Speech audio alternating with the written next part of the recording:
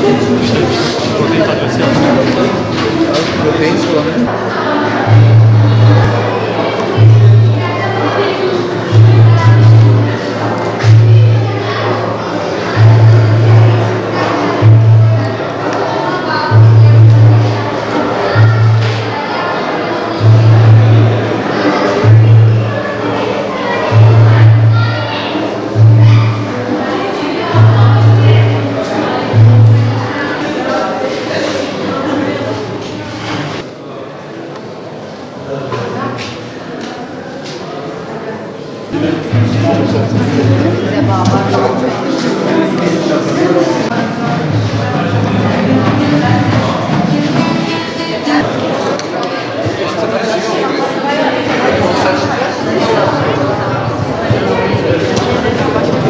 Diyarbakır'ımızın fethinin yıl dönümü münasebetiyle gerçekleştirdiğimiz etkinliklerden bir tanesi de bugün açılışını yapacağımız Esma-ül Hüsna sergisi.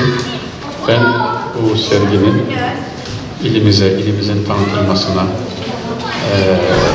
vesile olmasını temenni ediyorum. Evet, hayırlı uğurlu olsun diyorum. Ya Allah, Bismillah.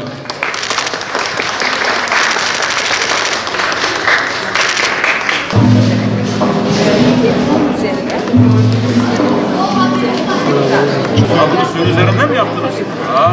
Çok orijinal oldu. Yani tabii tamamen Ebru'nun katmanlı bir yer. Çok güzel olmuş. Şundan böyle var ya. Çiçekleri görüyorum ya da desenleşmiş sonraki işleri tamamlıyorlar.